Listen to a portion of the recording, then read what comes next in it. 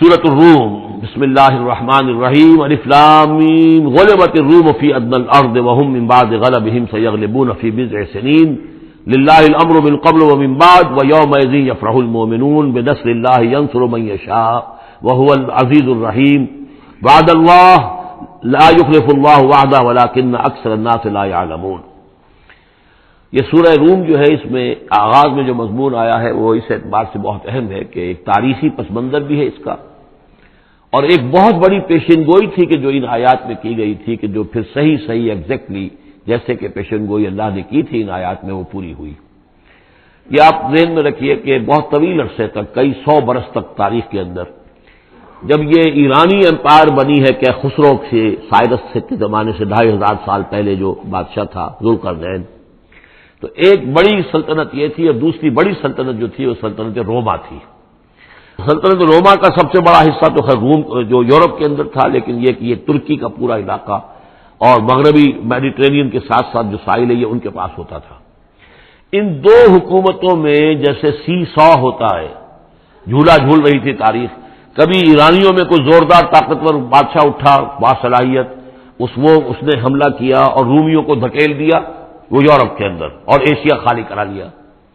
کبھی رومیوں میں کوئی زبردست طاقتور کوئی بادشاہ اٹھا جس کے اندر صلاحیت تھی، وہ آ کر ایرانیوں کو دھکیلتا ہوا پیچھے لے جاتا تھا۔ تو اس طریقے سے یہ سی 100 جو ہے یہ کئی 100 برس تک جاری رہا۔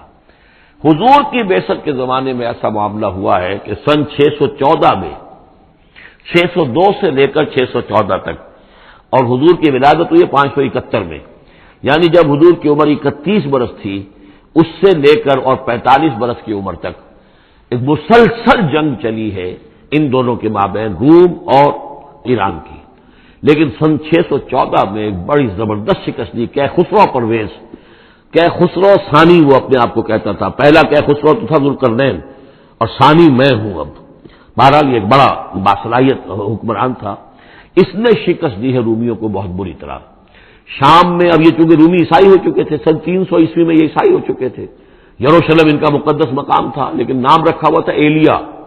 سن 70 میں جو یروشلم کو انہوں نے برباد کیا تھا، تو اس کے بعد ہیڈریان ایک رومن امپرر تھا جس نے کہ دوبارہ آباد کیا یروشلم کو، اور لیکن اس کا نام بدل دیا، اب یروشلم نہیں تھا، یہ اس کا نام تھا ایلیا۔ ایلیا میں ان کی وہ صلیب بھی تھی جو ان کے عقیدے کے مطابق حضرت مسیح علیہ السلام کو جس پر صلیب دی گئی تھی، ان کا مقدس مقام تھا یہ۔ ان سب سے بھی ان کو کھدیڑ دیا، تقریباً ترکی سے بھی نکال دیا، استنبول جو ہے قسطنطنیہ اس پر بھی اندیشہ ہوا کہ شاید ایرانی حملہ کر دیں گے۔ اس حد تک رومیوں کا حال پتلا ہو گیا۔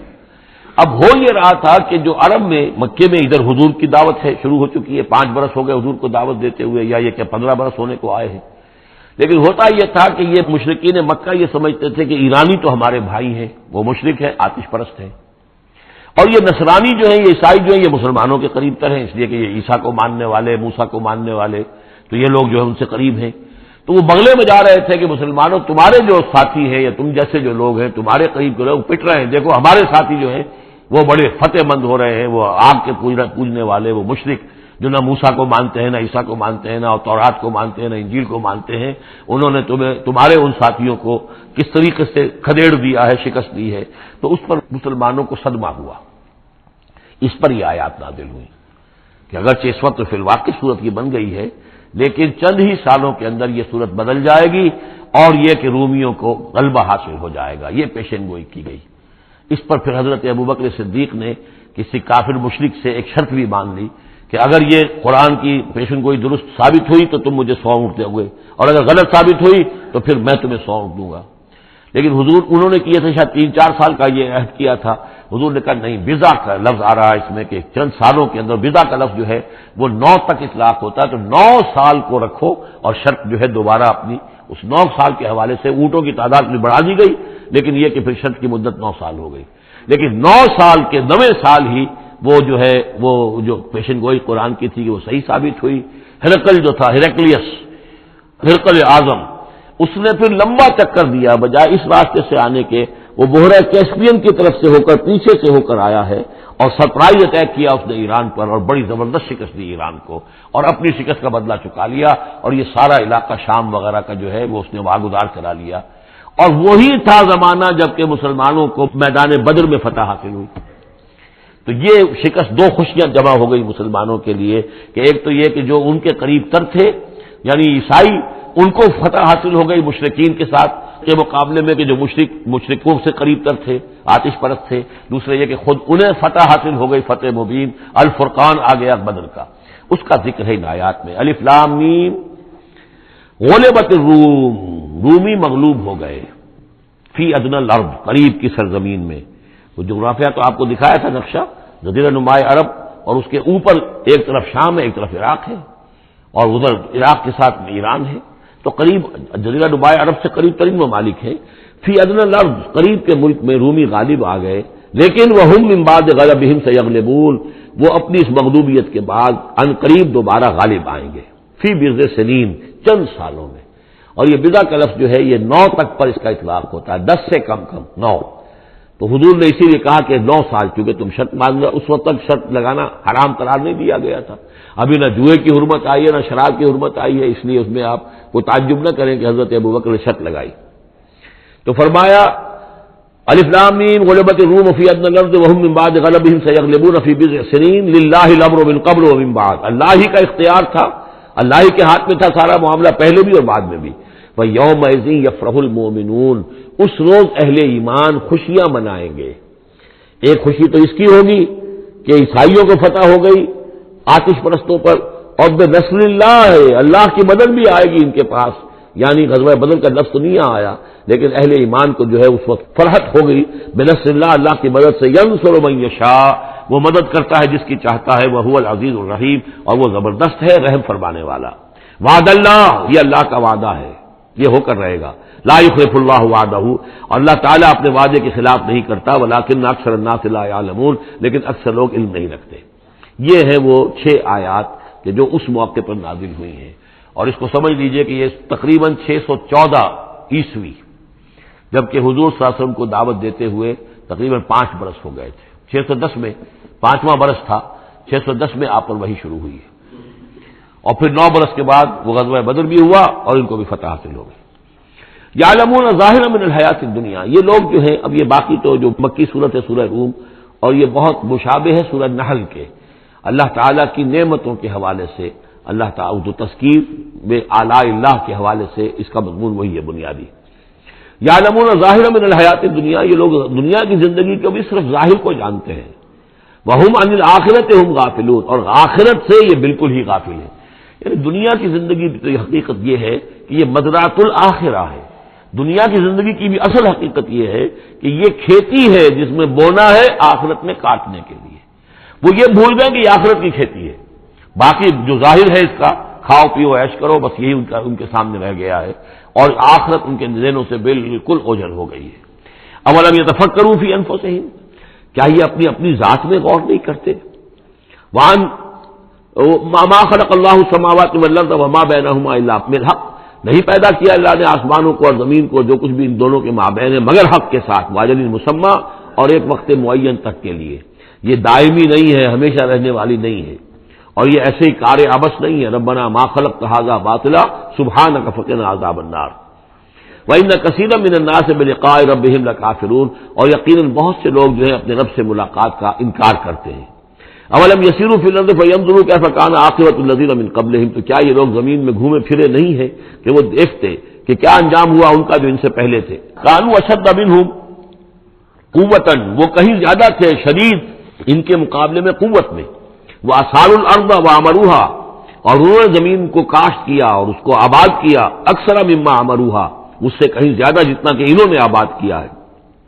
وجاءتهم رسلهم بالبینات، اور ان کے پاس بھی آئے تھے ان کے رسول کھلی نشانیاں لے کر اور واضح تعلیمات لے کر.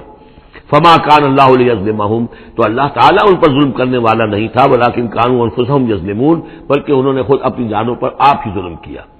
ثم کان عاقبۃ الذین اساءوا السوء، پھر اس کے بعد جن لوگوں نے برے کام کیے، بری روش اختیار کی، تو ان کا پھر انجام بھی برا ہوا. ان کذبوا بآیات اللہ، انہوں نے اللہ تعالیٰ کی آیات کو جھٹلایا. وکانوا بہا یستہزئون، اور وہ اس کا ٹھٹھا کرتے رہے.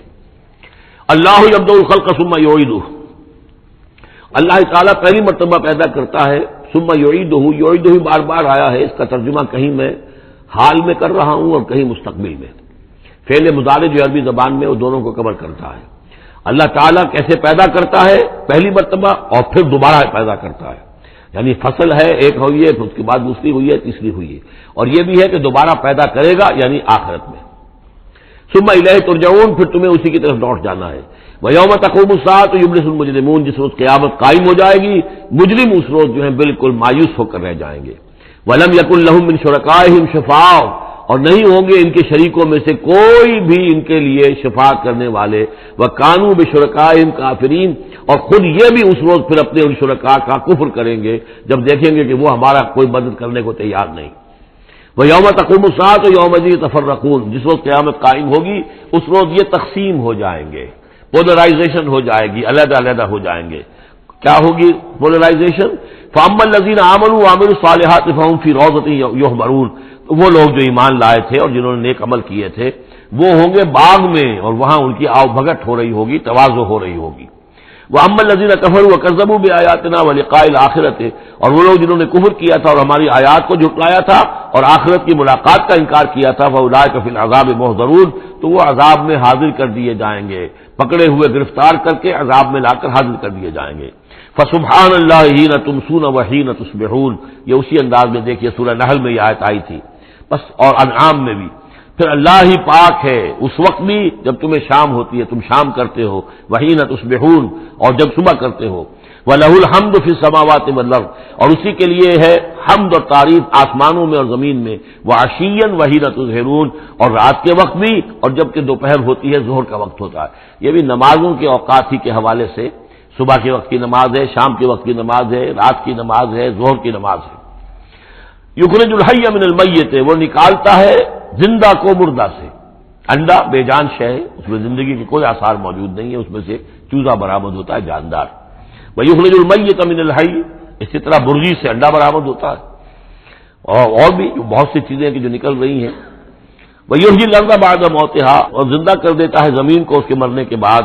وَكَذَلِكَ تُخْرَجُونَ، اور اسی طریقے سے تم کو بھی نکال لیا جائے گا قبروں سے، زمین میں جہاں تم دفن ہوگے، جہاں تمہارے اجزاء تحلیل ہو چکے ہوں گے، لیکن اللہ تعالیٰ اسی طریقے سے اس مردہ زمین میں سے جیسے فصل نکال لیتا ہے تمہیں نکال لے آئے گا۔ وَمِنْ آيَاتِهِ أَنْ خَلَقَكُم مِّن تُرَابٍ ثُمَّ إِذَا أَنْتُمْ بَشَرٌ تَنْتَشِرُونَ وَمِنْ آيَاتِهِ أَنْ خَلَقَ لَكُم مِّنْ أَنفُسِكُمْ أَزْوَاجًا لِتَسْكُنُوا إِلَيْهَا وَجَعَلَ بَيْنَكُم مَّوَدَّةً وَرَحْمَةً إِنَّ فِي ذَلِكَ لَآيَاتٍ لِقَوْمٍ يَتَفَكَّرُونَ وَمِنْ آيَاتِهِ خَلْقُ السَّمَاوَاتِ وَالْأَرْضِ وَاخْتِلَافُ أَلْسِنَتِكُمْ وَأَلْوَانِكُمْ إِنَّ فِي ذَلِكَ لَآيَاتٍ لِلْعَالَمِينَ صدق اللہ العظیم۔ یہ میں نے اپنے معمول کے خلاف متعدد آیات اس وقت اسی لیے تلاوت کی ہیں کہ آپ کو اندازہ ہو جائے کہ جو مضمون اب آ رہا ہے اس کا انداز کیا ہے۔ سورہ نحل میں ہم نے دیکھا تھا کہ پہلے اللہ تعالی کی خاص خلاقی کی علامات، اس کے خاص جو بھی اس نے تخلیق فرمایا ہے مختلف اعتبارات سے ان کی نشانیوں کا تذکرہ کر کے ان فی ذالک لآیہ، یہ ہم نے سورہ شعراء میں بھی دیکھا، لیکن وہ تاریخی اعتبار سے تھی نشانیاں، اور جو ہیں آفاقی انفسی آیات الہیہ ان کے حوالے سے سورۃ النحل میں، یہاں مضمون وہی ہے لیکن شروع میں کیا جا رہا ان من آیات ہی، بعد میں تذکرہ ہو رہا ہے اللہ تعالیٰ کی اس خلاقی یا خاص اس کی جو بھی رحمت کے مظاہر ہیں ان کا، اور اس کی آیات میں سے ہے کہ اس نے تمہیں پیدا کیا مٹی سے اور پھر تم انسان بن گئے ہو کہ جو زمین میں پھیلے ہوئے ہو۔ ومن آیات ہی، اس کی آیات ہی میں سے یہ ہے ان خلق لکم من انفسکم ازواجا، کہ تمہارے لیے تمہاری نوع ہی میں سے تمہاری بیویاں بنائی، جوڑے بنائے، لتسکنوا الیہا، تاکہ تم ان کی طرف سکون پکڑو، وجعل بینکم مودۃ ورحمہ، اور یہ کہ تمہارے مابین ایک دوسرے کے لیے محبت اور رحمت پیدا کر دی۔ ان فی ذالک لآیات لقوم یتفکرون، یقیناً اس میں آیات ہیں ان لوگوں کے لیے جو غور و فکر کریں۔ ومن آیاتہ خلق السماوات والارض، اور اس کی آیات میں سے ہے آسمان اور زمین کی تخلیق، واختلاف السنتکم والوانکم، اور تمہاری زبانوں اور تمہاری رنگوں کا فرق، کتنی بولیاں ہیں، کتنی زبانیں دنیا میں ہیں جو لوگ بولتے ہیں، کتنے مختلف رنگ ہیں لوگوں کے، بہت سے زرد روح ہیں، کوئی سرخ روح ہیں، کوئی سیاہ فام ہیں، مختلف لوگوں کو اللہ نے پیدا کیا ہے۔ تو یہ جو تخلیق میں تنوع ہے، یہ بھی اللہ تعالیٰ کی خلاقی کی ایک بڑی علامت ہے۔ ان فی ذلک لآیات للعالمین، یقیناً اس میں ان لوگوں کے لیے کہ جو علم رکھتے ہوں نشانیاں ہیں، آیات ہیں۔ ومن آیاتہ منامکم باللیل والنہار، اور یہ بھی اس کی نشانیوں میں سے ہے، اس کی حکمت اور اس کے علم کی نشانیوں میں سے ہے تمہارا سونا، رات کے وقت بھی اور دن میں بھی۔ دن میں بھی قیلولہ انسان کرتا ہے اور رات کے وقت سونا ہے۔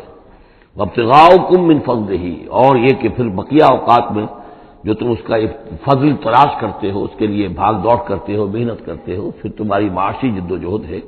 ان فی ذلک لآیات لقوم یسمعون، یقیناً اس میں نشانیاں ہیں ان لوگوں کے لیے جو سنتے ہیں، یعنی جو دل سے کے کانوں سے سنتے ہیں۔ ایک ہے حیوانوں کی طرح کا سننا، ایک ہے انسانوں کی طرح کا سننا، دل سے سننا۔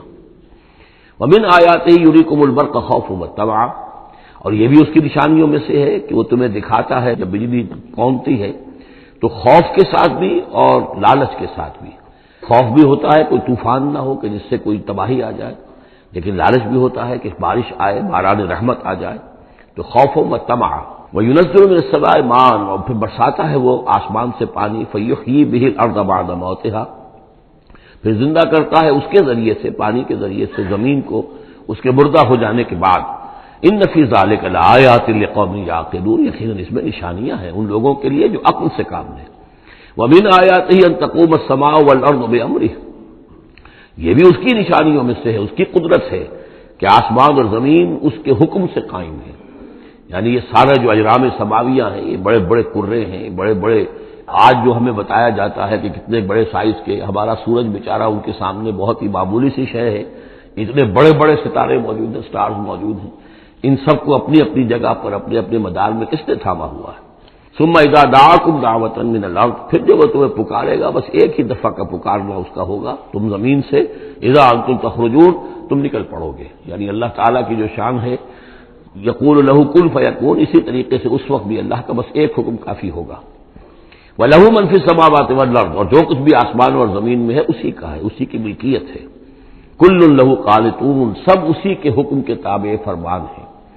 وَهُوَ الَّذِي يَبْدَأُ الْخَلْقَ ثُمَّ يُعِيدُهُ، وہی ہے جو پہلے پیدا کرتا ہے، پہلی بار تخلیق فرماتا ہے، پھر اس کو دہراتا بھی ہے، یا دہرائے گا، تمہاری تخلیق دہرائے گا کہ دوبارہ تمہیں پیدا کرے گا۔ وَهُوَ أَهْوَنُ عَلَيْهِ، اور وہ اس پہ زیادہ آسان ہے، زیادہ ہلکا ہے۔ یہ بات پہلے بھی عرض کر چکا ہوں کہ قرآن یہ دلیل لاتا ہے کہ کسی بھی کام کو پہلی مرتبہ کرنا مشکل ہوتا ہے، دوسری مرتبہ کرنا آسان ہے۔ ایک مرتبہ کیا ہے، اس کی جو مشکلات ہیں اس کو اس نے حل کیا ہے، دیکھا ہے، یہ ہمارا تجربہ ہے۔ پہلی مرتبہ کوئی کام کرنا مشکل ہوتا ہے، دوسری مرتبہ وہی کام کرنا نسبتاً آسان ہے۔ لیکن تمہاری سوچ الٹی ہے، تم کہتے ہو اللہ کیسے پیدا کر دے گا دوبارہ؟ بھائی اس نے پیدا کیا تمہیں پہلے یا نہیں؟ یا تو یہ کہو کہ کوئی پیدا کرنے والا ہے ہی نہیں، وہ ایک علیحدہ بات ہو جائے گی۔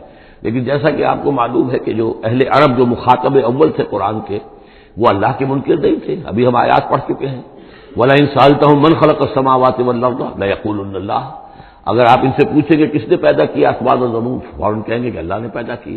وہ اللہ کو خالق مانتے تھے۔ تو اللہ نے تمہیں پہلی مرتبہ اگر پیدا کیا ہے تو پھر دوسری مرتبہ تمہارا پیدا کرنا اس کے لیے بھاری کیوں ہو؟ وَهُوَ أَهْوَنُ عَلَيْهِ، بلکہ جو بھی اصول ہے اس کے مطابق تو اسے اس کے لیے زیادہ آسان ہونا چاہیے، اور ہے بالفعل وہ اس کے لیے آسان ہے۔ وَلَهُ الْمَثَلُ الْأَعْلَىٰ، اور اس کی بڑی بلند شانیں ہیں۔ اصل میں مثال کا لفظ استعمال ہوا، مثل کی مثال، لیکن اللہ تعالیٰ کے لیے چونکہ کوئی مثال کا لفظ بھی استعمال کرنا زیادہ موضوع ہماری سمجھ میں نہیں ہے، تو اس کو ترجمہ بہتر ہے کہ شان، اس کی بہت بلند شان ہے۔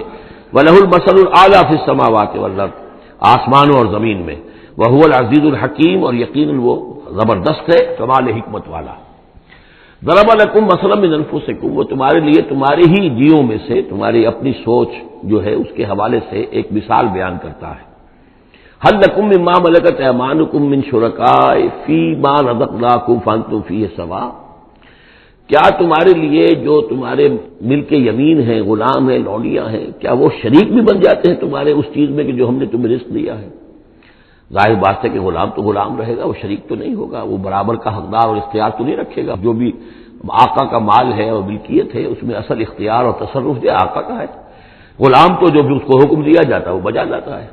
فانتم فیہ سواء، کیا یہ ہو سکتا ہے کہ تم اور تمہارے غلام جو ہیں، تمہارے ملک یمین، وہ برابر ہو جائیں اختیار میں، ملکیت میں.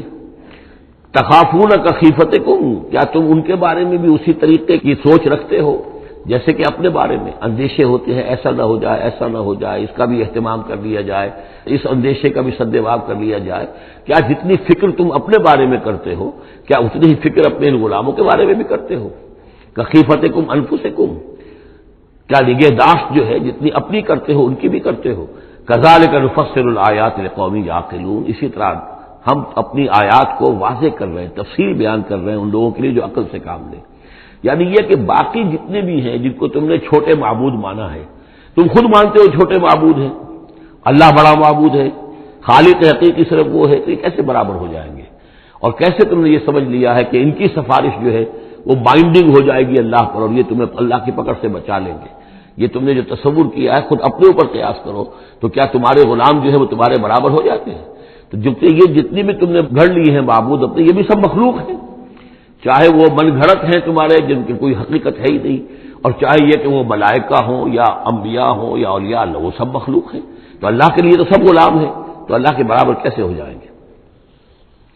بل اتبع الذین ظلموا اہواءہم، حقیقت یہ ہے کہ ان ظالموں نے اپنی خواہشات کی پیروی کی ہے، بغیر علم، بغیر کسی علم کے، بغیر کسی سند کے. فمن یہدی من اضل اللہ، تو کون ہے جو ہدایت دے گا اس کو کہ جس کو اللہ نے بھٹکا دیا؟ یعنی اللہ تعالیٰ ان کے ضلالت کا فیصلہ کر چکا ہے کہ ان کی مہر تصدیق اللہ کی طرف سے ثبت ہو چکی ہے. وما لهم من ناصرین، اور اب ان کے لیے کوئی مددگار نہیں ہے. فاقم وجہک للدین حنیفا، یہ آیات بہت اہم ہیں جو آ رہی ہیں آگے، اور دین کا جو اصل روح ہے اور اس کی جو جڑ اور بنیاد ہے. فاقم وجہک للدین حنیفا، تو قائم رکھو، سیدھا رکھو اپنے چہرے کو اللہ کے دین کی طرف، حنیفا، یکسو ہو کر. یہ توحیدی شان ہو کہ میری اطاعت، ان صلاتی و نسکی و محیای و مماتی للہ رب العالمین. جیسے حضرت ابراہیم نے فرمایا تھا، انی وجہت وجہی للذی فطر السماوات والارض حنیفا وما انا من المشرکین. اب ہر چہار طرف سے اپنی توجہات کو کاٹ کر ذات باری تعالیٰ پر مرکوز کرو. فاقم وجہک للدین حنیفا فطرۃ اللہ التی فطر الناس علیہا، یہی وہ فطرت اللہ ہے جس پر کہ اللہ نے انسانوں کو پیدا کیا ہے. انسانوں کی تخلیق اسی پر ہوئی ہے.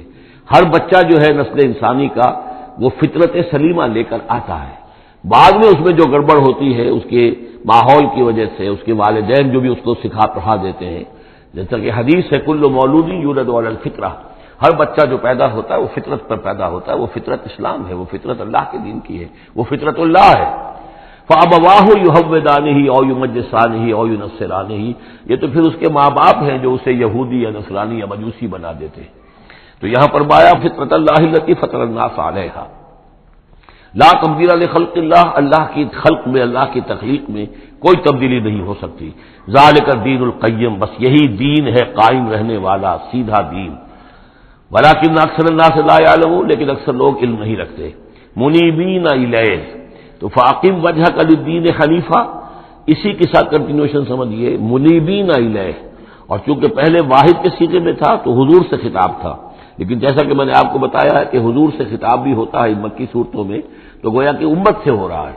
تو یہاں وہ جمع کا صیغہ ہو گیا کہ اپنے چہرے اللہ کے دین کی طرف یکسو ہو کر سیدھے کر لو، منیبین الیہ، اسی کی طرف رجوع کرتے ہوئے، واتقوہ، اور اس سے ڈرو، واقیموا الصلاۃ ولا تکونوا من المشرکین، اور نماز قائم کرو اور دیکھو مشرکین میں سے نہ ہونا، من الذین فرقوا دینہم، جنہوں نے اپنے دین کو پھاڑ ڈالا. فرق جو ہے کاٹ دینا، توڑ دینا. کل فرق کا طود عظیم فرقنا بکم البحر، یاد کرو جب کہ ہم نے تمہارے ساتھ سمندر کو پھاڑ دیا تھا. وَإِذْ فَرَقْنَا بِكُمُ الْبَحْرَ فَأَنْجَيْنَاكُمْ وَأَغْرَقْنَا آلَ فِرْعَوْنَ وَأَنْتُمْ تَنظُرُونَ. فرق کیا ہے؟ پھاڑ دینا. دین کو پھاڑ دینا، توڑ دینے کے معنی کیا ہیں؟ اطاعت ایک حصے میں اللہ کی، ایک حصے میں کسی اور کی، وہ زندگی پھٹ گئی. اب یہ زندگی منتشر ہو گئی، اطاعت آپ کی منتشر ہو گئی. اطاعت صرف اللہ کی ہو، فَدْعُوهُ مُخْلِصِينَ لَهُ الدِّينَ، پکارو اس کو لیکن اسی کے لیے اپنے دین کو خالص کرتے ہوئے. ساری اطاعت اسی کی، یا اس کی اطاعت کے تابع کسی کی اطاعت ہو سکتی ہے. مثلا والد کی اطاعت ہے، والدین کی اطاعت ہے، اساتذہ کی اطاعت ہے، حکمرانوں کی اطاعت ہے، اگر وہ اللہ کی اطاعت کے خلاف نہ ہو، اللہ کی اطاعت کے اندر ہے کوئی حرج نہیں. جس کی چاہو بات مانو، والدین کی مانو، اساتذہ کی مانو، اپنے پیروں کی مانو، جس کی چاہو مانو، حکام کی مانو، بشرطے کہ اس سے اللہ تعالیٰ کا کوئی حکم نہ ٹوٹتا ہو۔ لا طاعۃ لمخلوق فی معصیۃ الخالق، مخلوق میں سے کسی کی اطاعت نہیں کی جائے گی جس سے خالق کی نافرمانی لازم آتی ہو، بس یہ قانون ہے۔ وَمِنَ الَّذِينَ فَرَّقُوا دِينَهُمْ کہ جنہوں نے اپنے دین کے ٹکڑے ٹکڑے کر دیے، وَكَانُوا شِيَعًا وہ خود ان کو ایک ایک ٹکڑا لے کر علیحدہ ہو گئے، كُلُّ حِزْبٍ بِمَا لَدَيْهِمْ فَرِحُونَ اور ان میں سے ہر جماعت جو ہے جو کچھ ان کے پاس ہے اسی پر وہ اترا رہی ہے، اسی کے اوپر مگن ہے، کسی نے کچھ لے لیا ہے دین کا حصہ، کسی نے کوئی دین کا حصہ لے لیا ہے۔ وَإِذَا مَسَّ النَّاسَ ضُرٌّ دَعَوْا رَبَّهُمْ مُنِيبِينَ إِلَيْهِ اور جب انسانوں کو کوئی تکلیف پہنچتی ہے، سختی پہنچتی ہے تو وہ پکارتے ہیں اللہ کو، اپنے رب کو، اسی کی جانب رجوع کرتے ہوئے۔ ثم اذا اذاقهم منه رحمۃ پھر جب اللہ تعالیٰ انہیں اپنی رحمت کا مزہ چکھاتا ہے، اذا فریق منهم بربهم یشرکون تو ان کی ایک جماعت اور ان کا ایک گروہ جو ہے اپنے رب کے ساتھ شرک کرنے لگتا ہے۔ لیکفروا بما آتیناکم تاکہ کفر کریں ان چیزوں کے ساتھ جو ہم نے انہیں دی ہیں، یعنی ہماری دی ہوئی شے ہے، رزق ہماری ہے، لیکن اس کو وہ کفر کے لیے استعمال کر رہے ہیں۔ فتمتعوا اچھا ٹھیک ہے، جو بھی تمہیں فائدہ اٹھانا ہے اٹھا لو، چند دن کی زندگی ہے، بالآخر تو تمہیں ہمارے پاس آنا ہے، یہ تمہارا طرز عمل جو ہے وہ اسی مہلت کے اندر اندر جو تم چاہو کرو۔ فسوف تعلمون پھر یہ کہ عنقریب تمہیں معلوم ہو جائے گا کہ اصل حقیقت کیا ہے۔ کلا سوف تعلمون ثم کلا سوف تعلمون ایک وقت آئے گا جبکہ اصل حقائق جو ہے وہ منکشف ہو جائیں گے۔ ام انزلنا علیہم سلطانا فہو یتکلم بما کانوا بہ یشرکون کیا ہم نے ان کے اوپر کوئی ایسی سند اتاری ہے جو ان سے یہ کہہ رہی ہو اور ان چیزوں کی تصدیق کر رہی ہو کہ جن کے یہ شرک کر جس کو شریک کر رہے ہیں، یعنی کوئی آسمانی کتاب آئی ہو جس نے انہیں یہ بتایا ہو۔ اب یہاں دیکھیں لفظ یتکلم آیا جو بات کرتی ہو ان سے، یہی لفظ ہے جو کہ علامہ اقبال نے قرآن کے لیے استعمال کیا ہے، مثل حق پنہا ہم پیداستو زندہ و پائندہ و گویاستو، یہ قرآن جو ہے خود کلام کرتا ہے، آپ اس سے گفتگو تو کیجئے، یہ آپ سے کلام کرے گا، آپ سے بات کرے گا۔ تو پوچھا گیا یہ کہ ام انزلنا علیہم سلطان فہو یتکلم بما کانوا بہ یشرکون تو کیا ہم نے ان کے اوپر کچھ سند اتاری ہے جو ان سے گفتگو کرتی ہو، جس نے انہیں یہ بتایا ہو کہ یہ شرک کرو، یہ بھی اللہ کے ساتھ شریک ہے، اور یہ بھی اللہ کے ساتھ شریک ہے، اور یہ بھی اللہ کے ساتھ شریک ہے۔ وَإِذَا أَذَقْنَا النَّاسَ رَحْمَةً فَرِحُوا بِهَا اور جب ہم لوگوں کو اپنی رحمت کا مزہ چکھاتے ہیں تو پھر وہ بڑے اتراتے ہیں، فخر کرتے ہیں، پھولے نہیں سماتے۔ وَإِن تُصِبْهُمْ سَيِّئَةٌ اور اگر کہیں کوئی تکلیف آ جاتی ہے، مصیبت آ جاتی ہے، بما قدمت ایدیہم اور وہ آتی بھی ہے ان کے اپنے ہاتھوں کے کرتوتوں کے باعث، جو ان کے ہاتھوں نے آگے بھیجا ہوتا ہے، اذا ہم یقنطون تو وہ بالکل مایوس ہو جاتے ہیں اور آس توڑ کر بیٹھ جاتے ہیں، ان کی کمر ٹوٹ جاتی ہے۔ اولم یروا ان اللہ یبسط الرزق لمن یشاء ویقدر کیا وہ دیکھتے نہیں ہیں کہ اللہ تعالیٰ ہی ہے کہ جو رزق کو کھول دیتا ہے، پھیلا دیتا ہے، کشادہ کر دیتا ہے جس کے لیے چاہتا ہے، ویقدر اور ماپ توڑ کر دینے لگتا ہے، راشننگ کر دیتا ہے، یعنی تھوڑا تھوڑا دیتا ہے جس کو چاہتا ہے۔ ان فی ذلک لآیات لقوم یؤمنون یقیناً اس میں نشانیاں ہیں ان لوگوں کے لیے جو مانتے ہیں، جو ماننے والے ہیں، جو یقین کرنا چاہیں۔ فآت ذی القربى حقہ تو اپنے قرابت دار کو اس کا حق ادا کرو، والمسکین اور مسکین کو بھی، وابن السبیل اور مسافر کو بھی۔ ذالک خیر للذین یریدون وجہ اللہ یہی بہتر روش ہے ان لوگوں کے حق میں جو اللہ کی رضا چاہتے ہیں، اللہ کا چہرے کے طالب ہیں۔ وَأُولَٰئِكَ هُمُ الْمُفْلِحُونَ اور یقین یہی لوگ ہیں کہ جو فلاح پانے والے ہیں۔ وَمَا آتَيْتُم مِّن رِّبًا لِّيَرْبُوَ فِي أَمْوَالِ النَّاسِ یہ آیت میں نے کوٹ کی تھی جب ہم سورہ بقرہ کی آیات پڑھ رہے تھے۔ اور جو کچھ تم دیتے ہو سود پر، یعنی یہ کہ ایک شخص ہے اس کے پاس جو کچھ بچ گیا ہے، بچت ہے اس کی، اب اس کی دو شکلیں ہیں، یا تو اس بچت کو وہ اللہ نے جن لوگوں کو کم دیا ہے جو محتاج ہیں ان کو دے دے، اللہ کے ہاں اجر و ثواب لے لے، اللہ کے دین کے لیے لگا دے، اس کا بھی اجر و ثواب اللہ دے گا، یا بس آخری درجے میں یہ ہے کہ کسی کو قرض حسنہ دے دے تاکہ وہ اپنی ضرورت پوری کر لے اور پھر وہ رقم تمہیں واپس کر دے۔ اس سے آگے تم یہ چاہو کہ میں یہ اپنا مال جو ہے کہیں اور انویسٹ کروں، کوئی اور آدمی محنت کرے، اس کی محنت سے جو اس کی محنت سے بڑھوتری ہوگی تو آپ کو بھی اس میں سے حصہ مل جائے، اور اس کی بدترین شکل جو ہے پھر یہ ہے کہ سود کے اوپر رقم دی، اور وہ یہ ہے کہ آپ اس میں سے بغیر اس کے کہ آپ کوئی محنت کر رہے ہوں یا کوئی مشقت کر رہے ہوں، اس کی جو ہے آپ کو جس کو نفع کہہ رہے ہیں آج کل، وہ سود آپ کو ملتا چلا جائے۔ تو یہاں ان کو مقابلے میں لائے ہیں، یعنی بچت جو ہے آپ کی، سیونگز جو ہیں آپ کی، یہ گویا کہ سرپلس ویلیو ہے اسلام کے نقطہ نگاہ سے، یہ عفو ہے، اس کو خرچ کر دینا چاہیے۔ ایمان کا تقاضا یہ ہے، یسألونک ماذا ينفقون قل العفو، وہ اللہ کے لیے، اللہ کے دین کے لیے، محتاجوں کے لیے، غرباء کے لیے صرف کر دیا جائے۔ لیکن یہ ہے کہ اتنی ہمت نہیں ہے کہ صدقہ جو دیا جائے تو پھر یہ کہ قرض حسن دیا جائے، یا یہ کہ کسی اور شکل کے اندر جو ہے وہ کسی آدمی کی مدد کر دی جائے، یہ ساری چیزیں ہیں۔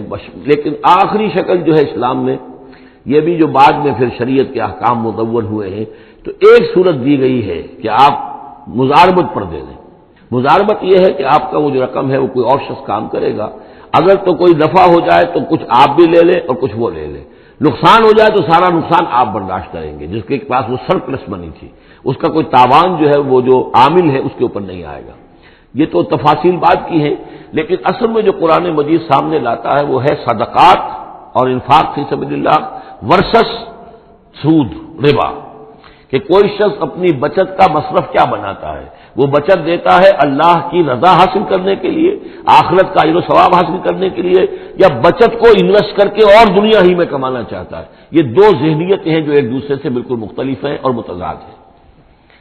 فما آتیتم من ربا، تو جو کچھ تم دیتے ہو سود پر تاکہ وہ بڑھے، لیربو فی اموال الناس، تاکہ وہ بڑھے لوگوں کے مال میں، فلا یربو عند اللہ، اللہ کے ہاں اس میں کوئی بڑھوتری نہیں ہوتی۔ وما آتیتم من زکات، اور جو تم زکات دیتے ہو، یعنی اس طریقے سے صدقہ ہے، خیرات ہے، تریدون وجہ اللہ ہے، اور اس سے تم چاہتے ہو اللہ کی رضا، اللہ کا چہرہ، مراد وہی اللہ کی رضا، فاولئک هم المضعفون، یہ لوگ ہیں جو اپنی بچت ہے اس کو دگنا کر رہے ہیں، یعنی یہاں اللہ کے لیے دیا ہے تو وہاں 10 گنا ملے، 700 گنا ملے، اس سے بھی زیادہ ملے، لیکن یہ ہیں لوگ کہ جو در حقیقت اللہ تعالیٰ کی رضا بھی انہیں حاصل ہوگی۔ اللہ الذی خلقکم ثم رزقکم ثم یمیتکم ثم یحییکم، اللہ ہی ہے جس نے تمہیں پیدا کیا، پھر تمہیں رزق دیا، پھر وہ تمہیں مارے گا، پھر وہ تمہیں زندہ کرے گا۔ هل من شرکائکم من یفعل من ذلکم من شیء، کیا تمہارے شریکوں میں سے بھی کوئی ہے جس کے بارے میں تمہارا گمان تک ہو کہ وہ یہ کام کرتے ہیں؟ کیا لات عزا منات یہ کرتے ہیں یہ کام؟ کوئی بھی ان کے عقیدے میں ایسی بات موجود نہیں تھی۔ وہ تو ہؤلاء شفعاؤنا عند اللہ کہتے تھے کہ ہمارے شفیع ہیں، بس ہمارے سفارشی ہیں۔ سبحانہ، اللہ پاک ہے، وتعالی، اور بہت بلند و بالا ہے، عما یشرکون، اس شرک سے جو یہ کر رہے ہیں۔ ظہر الفساد فی البر والبحر بما کسبت ایدی الناس، بحر و بر میں فساد رونما ہو چکا ہے بسبب اس کمائی کے کہ جو لوگوں کے ہاتھوں نے کی ہے۔ یہ آیت جتنی آج روشن ہو کر پورے دنیا کے افق کے اوپر جو ہے یوں سمجھیے کہ نمایاں ہو رہی ہے، شاید جس وقت نازل ہوئی تھی اتنی نمایاں اس وقت بھی نہ ہو، اس لیے کہ اس وقت پوری دنیا کا کیا اندازہ تھا، لوگوں کو بہت کم اندازہ تھا، پوری دنیا کی وسعت کا اندازہ بھی نہیں تھا۔ آج جس طریقے سے فساد رونما ہو چکا ہے پوری زمین میں، اور جس طرح کے تصادم ہیں، جس طرح کے مقابلے ہو رہے ہیں، جس طرح کی بد امنیاں ہیں، جس طرح کے فسادات ہیں، تو ظاہر الفساد فی البر والبحر، بر و بحر میں فساد رونما ہو چکا ہے بما کسبت ایدی الناس، لوگوں کی اپنے ہاتھوں کی کمائیوں کے باعث، لیذیقہم بعض الذی عملوا، اور یہ اس لیے ہے کہ اللہ تعالیٰ انہیں ان کے بعض اعمال کا مزہ چکھائے، یعنی بعض الذی عملوا، اگر تو سارے اعمال کا اللہ تعالیٰ یہیں پر اگر سزا دینی شروع کر دے تو کوئی آدمی بچے ہی نہ، ما بقا علی ظہرہ دابہ، تو ایک بھی انسان نہ رہے زمین کے اوپر، لیکن کچھ اللہ تعالیٰ جو ہے وہ عذاب دیتا ہے، لعلہم یرجعون، تاکہ یہ لوٹیں پھریں، سوچیں، غور کریں، توبہ کریں، رجوع کریں۔ یہ جو کچھ ہو رہا ہے اس وقت وہ اس لیے ہے کہ انسان ہوش میں آئے، یہ آج ہمارے ساتھ کیوں ہو رہا ہے، کس وجہ سے ہو رہا ہے، خاص طور پہ مسلمان سوچیں کیوں ہم ذلیل و خوار ہیں آج، کیوں ذلیل کے کل تک نہ تھی پسند گستاخی فرشتہ ہماری جناب میں، کیا وجہ ہے؟ اے اللہ، ہم سے تو وعدہ تیرا تھا، انتم الاعلون ان کنتم مؤمنین، تم ہی سربلند ہوگے اگر تم مومن ہوئے، ہمارا یہ حال کیوں ہے؟ اگر ہم یہ سوچیں گے تو نتیجے پر پہنچیں گے کہ اس لیے کہ ایمان نہیں ہے ہمارے پاس، یا دوسرا وجہ یہ ہے کہ ہم نے دین کے حصے بکھرے کر دیے ہیں۔ افتؤمنون ببعض الکتاب وتکفرون ببعض فما جزاء من يفعل ذلك منكم الا خزي في الحیاۃ الدنیا ویوم القیامۃ یردون الی اشد العذاب۔ تو جب آپ سوال کریں گے قرآن سے تو قرآن آپ کو جواب دے گا، لیکن ان چیزوں پر بھی غور کریں، سوچیں، تو جب تک اللہ تعالیٰ کی طرف سے کوئی مہلت ملی ہوئی ہے، کوئی بڑا عذاب آنے سے پہلے، یہ آیت نوٹ کر لیجیے، 41 نمبر آیت ہے، اس لیے کہ 60 آیتیں ہیں سورہ روم کی۔ اس سورہ مبارکہ کی مناسبت مضامین کے اعتبار سے ہے، اس کے بعد سورہ لقمان ہے، پھر سورہ سجدہ ہے۔ سورہ سجدہ کی جو آیتیں ہیں وہ 30 ہیں، اور 21ویں آیت اس کی جو ہے اس کے لگ بھگ ہے، جب ہم پڑھیں گے تو ان کے اندر مناسبت محسوس ہوگی۔ ان 4 صورتوں میں ایک عجیب بات ہے کہ یہ پہلی صورت سورہ عنکبوت، اس کے مضامین کی مناسبت جوڑا اس کا جو وہ 30ویں صورت ہے سورہ لقمان، اور دوسری صورت یہ سورہ روم، اس کا جوڑا جو ہے وہ سورہ سجدہ ہے۔ ان کے مضامین کی مناسبت اس اعتبار سے، اور چاروں نے مل کر ایک سب گروپ کی شکل اختیار کی ہے، جیسے وہ 4 تھیں جو اس سے پہلے ہم پڑھ چکے ہیں۔ ظاہر الفساد فی البر والبحر بما کسبت ایدی الناس لیذیقہم بعض الذی عملوا لعلہم یرجعون قل سیروا فی الارض فانظروا کیف کان عاقبۃ الذین من قبل، کہیے ان سے زمین میں گھومو پھرو اور دیکھو کیسا انجام ہوا ان کا جو تم سے پہلے تھے۔ کان اکثرہم مشرکین، ان کی اکثریت مشرکوں پر مشتمل تھی۔ فاقم وجہک للدین القیم، دوبارہ اپنے چہرے کو سیدھا رکھو دین قیم کی طرف، اللہ کے دین کی طرف، من قبل ان یاتی یوم لا مرد لہ من اللہ، اس سے پہلے کہ وہ دن آ جائے کہ جسے پھر اللہ کی طرف سے لوٹانے والا کوئی نہیں ہوگا، یعنی اس سے پہلے کہ وہ دن آ جائے اللہ کے حکم سے کہ جس کو لوٹانے والا کوئی نہیں ہوگا۔ یومئذ یصدعون، اس دن یہ تقسیم ہو جائیں گے، پھٹ جائیں گے، علیحدہ ہو جائیں گے۔ کس طرح ہو جائیں گے؟ کیا پولرائزیشن ہوگی؟ من کفر فعلیہ کفرہ، جس نے کفر کیا ہوگا اس کے کفر کا سارا وبال اسی پر آئے گا۔ ومن عمل صالحا فلانفسہم یمہدون، اور جنہوں نے اچھے عمل کیے تھے تو ظاہر بات ہے کہ انہوں نے اپنے ہی لیے یہ بستر بچھایا تھا، جو اعمال انہوں نے کیے تھے، تو گویا کہ اس وقت علیحدہ ہو جائیں گے، دودھ کا دودھ پانی کا پانی۔ لیجزی الذین آمنوا وعملوا الصالحات من فضلہ، تاکہ اللہ تعالیٰ بدلہ دے اہل ایمان کو جنہوں نے نیک عمل کیے تھے اپنے فضل سے۔ انہ لا یحب الکافرین، یقیناً وہ کافروں کو پسند نہیں کرتا۔ ومن آیاتہ، اور اس کی نشانیوں میں سے یہ بھی ہے، ان یرسل الریاح مبشرات، کہ وہ بھیجتا ہے ہواؤں کو جو بشارت لے کر آتی ہیں، ولیذیقکم من رحمتہ، اور تاکہ پھر وہ اپنی رحمت سے تمہیں وہ حصہ دے، تمہیں مزہ چکھائے تو اپنی رحمت کا، یعنی باران رحمت کا۔ ولتجری الفلک بامرہ، اور تاکہ سمندر کے اندر جو جہاز چلے اور کشتیاں چلیں وہ بھی اس کے حکم سے۔ ولتبتغوا من فضلہ، اور تاکہ ان کشتیوں پر سفر کر کے تم اللہ کا فضل تلاش کرو۔ ولعلکم تشکرون، اور تاکہ تم شکر کرو۔ ولقد ارسلنا من قبلک رسلا من الی قومہم، اور اے نبی آپ سے پہلے بھی ہم نے رسول بھیجے اپنی قوموں کی طرف، فجاؤہم بالبینات، تو وہ لے کر آئے ان کے پاس واضح نشانیاں، معجزات اور واضح تعلیمات۔ فانتقمنا من الذین اجرموا، پھر ہم نے انتقام لیا مجرموں سے۔ وکان حقا علینا نصر المؤمنین، اور یہ تو ہمارے ذمے تھا کہ ہم اپنے اہل ایمان بندوں کی مدد کریں، یعنی یہی ہوا ہے۔ حضرت نوح اور ان کے ساتھی بچا لیے گئے، حضرت ہود اور ان کے ساتھی بچا لیے گئے، حضرت صالح اور ان کے ساتھی بچا لیے گئے۔ اللہ الذی یرسل الریاح فتثیر سحابا، اللہ ہی ہے کہ جو ہوائیں چلاتا ہے، فتثیر، پھر وہ ہوائیں جو ہے اٹھاتی ہیں بادلوں کو، فیبسطہ فی السماء، پھر اللہ تعالیٰ ان بادلوں کو پھیلا دیتا ہے فضا کے اندر، کیف یشاء، جیسے بھی وہ چاہتا ہے۔ ویجعلہ کسفا، پھر ان کو کر دیتا ہے تہ برتہ، یہ مضمون پہلے بھی آ چکا ہے، پھر ان کو تہ برتہ کرتا ہے۔ فترى الودق یخرج من خلالہ، تم دیکھتے ہو کہ بارش برستی ہے اور مہ برستا ہے ان کے درمیان سے۔ فاذا اصاب به من یشاء من عباده اذا هم یستبشرون، تو جب اللہ تعالیٰ اپنے بندوں میں سے کسی پر اس بارش کو برسا دیتا ہے اس کی زمین پر، تو وہ بڑے خوش ہوتے ہیں، شاداں فرحاں ہوتے ہیں، خوشیاں مناتے ہیں۔ وَإِن كَانُوا مِن قَبْلِ، اور اس سے پہلے اگرچہ وہ تھے، ان ينزل علیہم من قبل ہی، کہ اس سے پہلے کہ یہ ان پر بارش برسائی گئی ہوتی، لمبلسین، یقیناً بہت ہی نا امید تھے، یقیناً اس سے پہلے مایوس ہو چکے تھے کہ اچانک گھٹا آئی، بشارت آئی، بارش برسی، اب وہ خوش ہو گئے، خوشیاں منا رہے ہیں۔ یہ خاص طور پر جو بارانی زمینیں ہوتی ہیں وہاں کے لوگوں کو اصل میں ان چیزوں کا زیادہ تجربہ ہوتا ہے۔ عام طور پر جہاں آرٹیفیشل اریگیشن ہے تو وہاں یہ نیچرل فینومینا اور اس کے ساتھ یہ نفسیاتی کیفیات اتنی نہیں ہوتی جتنی کہ بارانی زمینوں میں ہوتی ہے۔